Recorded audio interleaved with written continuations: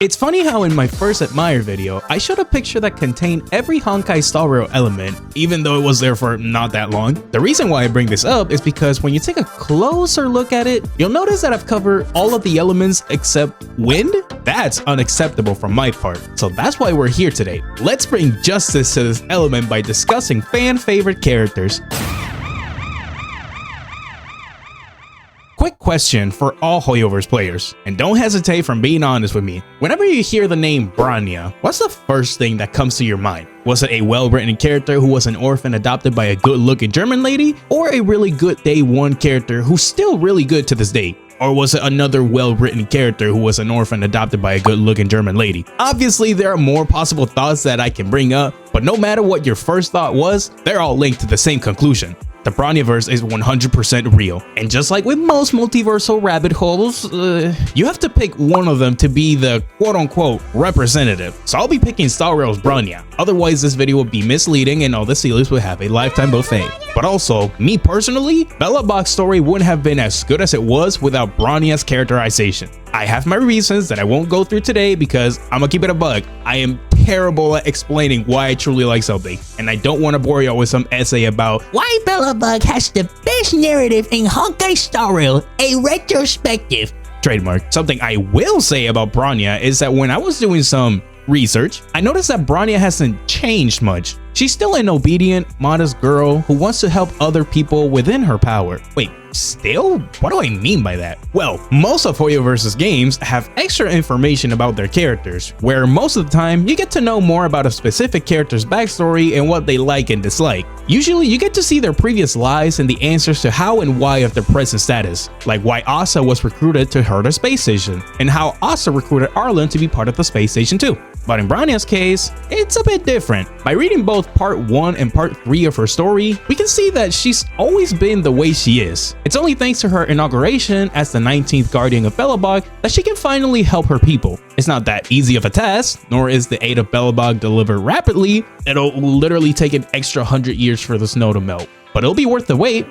Eventually. Now that I say that out loud, I feel bad for Bronya having to rule over Belobog practically by herself, literally after losing her mother beforehand. Yeah, she has Sealy on her side, but either she's not around, or when she is around, they're struggling to agree on who does what. Just kiss already or something. Your counterpart's done it a few times. Speaking of which, let's go over the one thing Belobog will never forget: Bronya's elegance. Because I gotta admit, Bronya's drip is on point. It's kind of like that. Beginning with the signature look of the Bronyas, their curly white hair. Or is it silver hair? Nah, I'm messing with y'all this time, it's over. But while some Bronyas may have short curls, other Bronyas, like in this case, have theirs relatively longer. Same thing can be said about their eyes. They all have silver eyes. But enough pointing out what all Bronyas have. Let's talk about what makes this Bronya different from the rest in terms of design. Don't fall asleep on me yet, aight? To start off, her color palette consists of white as her primary color, with blue and black as her secondary colors, positioned cleverly imbalanced. Can't say the same for some of the ornaments placement. Heck, I'll say it, Star Rail and symmetrical designs cannot be in the same sentence. Hey, you're from another game, shoot. Same thing can be said about Star Rail long pants on their female characters. Which, funny enough, Bronya's tights are the closest we'll ever get to that. I'm getting ahead of myself, so let's go from the top like usual. Starting with her earrings, which are one of the more noticeable earrings I've seen in a character. These blue and purple earrings seem to have been made with zircon in the shape of soft ovals. I'm surprised that the sparkles aren't what make the earrings noticeable, but rather their size. Something that her personal white gown also has going for, not to be confused with her Splash Art's ginormous jacket that she's holding. Anyways, I really like her elegant gown that's covered in essential materials, mostly because the inside part is colored blue, and of course, the pleasant flowing handkerchief frills. As an artist, I had to teach myself the different types of frills. Since I wear at the bottom, let's take a quick moment to appreciate how cool Bronya's thigh-high boots are, and how they produce a familiar sound. We'll get into that later. They may seem like your average high boots, but in fact, they are handcrafted by the Supreme Guard. Nah, I ain't stretching it. They're just your average thigh-high boots with complicated metal designs with intricate patterns. The Hoyoverse classic and every artist's worst enemy. Now, something that isn't complicated, but instead simple and straightforward, is Bronya's kit. Using her technique grants a 15% attack increase to the whole party for 2 turns. When using her skill on an ally, they are literally advanced to the front line, get it? And receive a huge damage boost for that 1 turn. Additionally, the advanced ally gets 1 debuff cleanse, which comes in clutch way too many times in so many scenarios. Unfortunately, all of these buffs are granted to just one ally, but when using Bronya's ultimate, insert obligatory kill to kill reference, all allies receive a huge attack and crit damage boost based off Bronya's crit damage. Yes, including Bronya, though she doesn't deal much damage with her basic attack despite the buffs, unlike a certain Fox should for some reason. But hey, at the very least, it always crits. It hits like a hunting rifle, but it's up to you if you want to use it or not. Just don't be like me from back then. Despite all that, if you want to push one of your characters to their highest potential, Bronya will be there to take them to the next level. It's preferred to pair her up with her girlfriend, but really anybody goes. But Jasha, I still don't have Bronya to pair with her girlfriend. Then lose your next 50-50. Once you do, then you can pair them up so they can have their best friend alone time. If you know, you know. And if you don't, look it up on YouTube. Now that we covered most of our beloved ruler of Belobog, let's move on to the next character. You know, once this video is published, I'm gonna make a list of characters that I overlooked at first, but began to like over time. Because I don't know about y'all, but that happens to me with way too many characters, even with the ones that I've previously covered. And for the fun of it, I'll even organize the list by ranking them too. Why am I mentioning this on Black Swan section? Because she'll be number 1 on that list. Hey, I have my reasons for disliking her at first. She might have saved us from that doggo, but she stood at the back and did nothing to save Firefly when she got stabbed, took us somewhere safe when Acheron and Sam were fighting, only to then sell us up to Aventurine, and didn't say a word about the Annihilation gig? Not even about Constance, whom she had a phone call with? Please be playable. On the bright side, she was our Uber drive in the Dreamscape and allowed us to run on walls and ceilings without needing any barf bags. Too bad that's pretty much all the relevancy she has in Penacony's story, outside of telling us that we're in Hoyoverse version of The Matrix. On that topic, when I first saw the Eon trailer, her first official appearance, I thought she was the one responsible for narrating the Trailblazer story. I don't know if y'all felt the same way, but who think that a person knowledgeable of the Eons narrates a protagonist's story and retells the story through different media in a dim room with stars and a glow-in-the-dark book as her light source, packed with personality, and you're telling me she's a memo keeper with tarot cards? Yeah, sounds about right. In fact, Black Swan, with her tarot cards, predicts that you'll hit the like and subscribe button because you're enjoying the video so far. I wasn't expecting that, but it'd be greatly appreciated if you do. With that being said, let's embrace this Memo Keeper strip, shall we? Now, it's important to note that based on Black Swan's character story, to become a Memo Keeper, you must essentially receive a permanent yet unique physical transformation in order to manage memories. So far, we've seen 2 Memo Keepers throughout the game, so it's sort of safe to say that whoever came up with Black Swan's outfit is a base individual. Ikes continues to provide arguably the best characters in the Hoyo galaxy. Looking at you, Ting Yung. My apologies. Got ahead of myself yet again. Now, I'm assuming that only a Memo Keeper's fit is changed and not their physique. That doesn't matter in this case. Swan's physique is pristine. Don't take it from me. Take it from the lady who's shown her capabilities as a cosplayer. Chick looks good in any outfit, even in her default outfit. Why am I even asking that? Absolutely, no doubt about it. In nuns we trust. Like, have y'all ever noticed her 2 beautiful, glorious, and outstanding gems? Pop quiz, what color were her gems? If your answer was yellow, you're correct. Just remember the dark purple on the top of her eye. Not sure if that's a design feature or the eye shadow casted by the eyelids, but it's still a good balance on her color choices, since they're complementary colors, as you can see from this color wheel. Ma'am, I'll be turning you around for this occasion if you don't mind. This is the only way to embrace her hair, as her mantilla veil is in the hair's way. Hold on, why the heck does it have a belt? Good thing Swan's loose and lavender hair is so pretty in silk, even if her hair split into 2. Back mole. Surprisingly, Black Swan doesn't have much jewelry, but instead a ton of belts. But the few jewels she has, like her heart-shaped necklace with church window colors, and the crystals players purchase to lose 50/50s, these 2 add more layers to her design. Fun fact, the Oneric shards pattern can also be seen on her veils, gloves, thigh-high boots, and some of her belts. And lastly, Black Swan gets the award of having the best hourglass shape in the game. For a woman this beautiful, this pretty, and mature, it's well deserved. See what I mean by liking characters over time? I would not have talked about this woman as much as I did back then. But there's one more thing I need to yap about, and that's her kit, which is similar to tarot cards. They're simple and hard to comprehend, but that's why I'm here to break it down for you.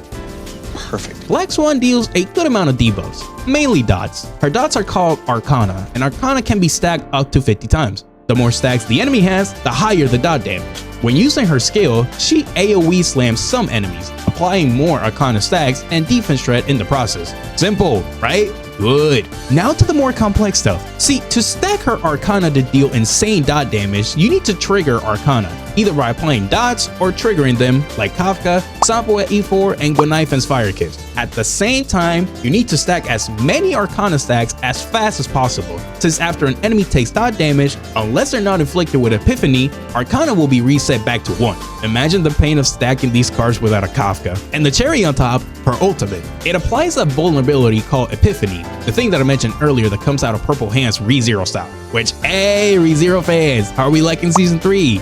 I've yet to catch up.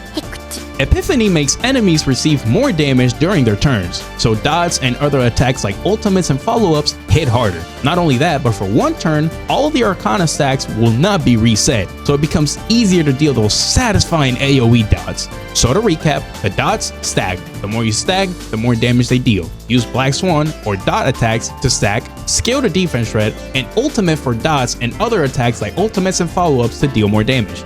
Can she be overwhelming? At first, yeah, but trust me, it doesn't take that much to get used to her. And when you do, she's one of the most valuable and versatile characters in the game as a sub DPS and a debuffer. Man, I wish we could debuff our lips. I need to calm down. Now go and hook up with Acheron, and let's move on to the last character for today. I've made my fair share of videos talking about characters I really like, but none of them will top my 2 favorite characters, Sonic the Hedgehog and Nanami Aoyama from Sakura-so, not to confuse her with another Aoyama. Now if you can't tell, Sonic sits at the top of the very tippity top. Some of the things I absolutely love about this hedgehog are of course his speed, cocky attitude, and simple but iconic swag. So would you believe me if I said that Hoyoverse added the blue hedgehog to Star Rail in the form of a female general faction? Yes, I'm reaching. Let me bring up Sonic in peace. As a Sonic fan, Fei Xiao's existence reeks the blue bird, or a human freedom fighter, if I'm even allowed to say that. But think about it for a second. Both are the fastest characters in their respective universes. They're cocky with that smirk of theirs, they got swag, they have an appetite, they're very strong even in their base forms, have a cracked super form, have struggles they prefer not to share with others, and are free as the wind. No pun intended. But if I had to solely talk about Fei Xiao, 2 words, faction and white hair. Now yes, she's actually a Borisin, which explains the absence of her tail. That's not changing my initial thoughts on her. Disgusting wolf creatures, be gone from her sight. Sorry, I had to insert this up, alright? My point still stands. No Borisin finna made me overlook this amazing character. Her entrance cutscene from 2.4 is enough for me to love our new general. She literally walks through the fighting brass and pinches their weapons like it's another day in the office. That's raw energy right there. Don't get me started on her other cutscenes. You can tell they carefully crafted these scenes to insert as much personality as they could for our general. When the filler patches content is literally absolute cinema. You know what else is cinema? Fei Xiao's drip. Got to have the cleanest design out of all the Hunt characters. Oh, but she's wearing shorts. She's revealing too much skin. Ah! To an extent, you're right. Which is why 80% of her design is hard carried by her coat. Yes, I'm starting her drip check with the coolest part. You know a character's just them when they have a thick and floaty jacket. If it's a trope, then I stand by the trope. Same thing applies when they adjust their gloves. Just when her jacket didn't already go hard enough with her golden stripes and patterns, the black wave patterns at the back of it demands your eyes to admire the general's presence. The rest of her aura comes from her long half skirt, her sleeveless turtleneck, and her white hair with a super long ponytail and teal grading tips. Show off your hair to the world, girl. One more thing about our new general. I think I'm pissing off the Jingyuan stance whenever I say that. I don't know why, but something tells me that Fei Xiao's cool, long, and sharp ears are actually very soft. The urge to pet him is real. I'm just not making it out alive. All this talk about how cool and swaggy she is genuinely made me forget that Fei Xiao has her cute moments, like that dang wink of her. I think I found a new animation to loop over the weekends. Overall, I have nothing but respect to all Fei Xiao enjoyers. This character is simply an eye candy for anyone who loves their characters dripped out to the max. I know I didn't talk much about her story and stuff, cause that's a can of worms I'm not ready to open. But I'm a simple man. Fast characters got a home in my brain. Oh wow, Jassa, you must like Fei Xiao a lot. You like playing with her? Yes and no. Yes, she's an extremely fun character with an energy-inducing kit. No, I don't like playing with her because I couldn't get her. At least I got Topaz on my account. Yes, all this time, I've been Topaz-less. By the way, I'm recording all of Fei Xiao's footage on my friend's account. Got that? Then let's go through her kit, shall we? Every Fei Xiao main is required to use her goofy technique to pull all the enemies in the map. I assume everyone watching this video who owns her already does this, right? Doing so will deal insane damage to all the enemies at the start of every wave, but that's just the tip of the iceberg. Now it's for the real stuff. Do you remember Acheron and how her kit works? Well, Fei Xiao's kit is just Acheron's kit, but better, since she's pansexual. What I mean by that is, rather than applying debuffs to build up stacks, Fei Xiao gets 1 stack for every 2 attacks from anyone, whether it's a basic, skill, ultimate, follow-up, you name it. As for Fei Xiao, using her energy-inducing skill will trigger her follow-up attack, which will also add to her stacks. Now it looks like an average follow-up attack, but the amount of follow-up. Thankfully, it grants Fei Xiao a huge overall damage boost for 2 turns. Once you reach at least 6 stacks, you can use Fei Xiao's incredible and insane ultimate to demolish your foes. Madam, what a magnificent back tattoo. Depending on the state of the enemy, you can use either her axe attacks or her sword attacks to dish out ridiculous damage. Her axe deals more damage to enemies with her toughness bar up, and her sword deals more damage to weakness broken enemies. And if you're playing on PC, just press the spacebar and she'll deal the adequate damage. But if you're playing on mobile or on a PlayStation, I don't know, just auto it. It's the same as pressing the spacebar. Now I did say that you can use her ultimate once you reach 6 stacks, but I never said it caps at 6. If you want to, you can get up to 12 stacks on Fei Xiao's ultimate, meaning you can use her ultimate twice in a row. No wonder this character's so busted. Quick thing, if you want to feel cool spamming Fei Xiao's moves, do me a favor and play this song in the background when playing her. Now I'm done with inserted Sonic stuff, I promise. At least for today. You know, something I've noticed about the discussed characters is that almost all of them have whitish hair. If only there were ice characters instead. Funny enough, I've made a video covering Star Rail ice characters and the other elements respectively. Don't forget to vote for the next element video in the comments below, and I'll see you on the next one. Peace!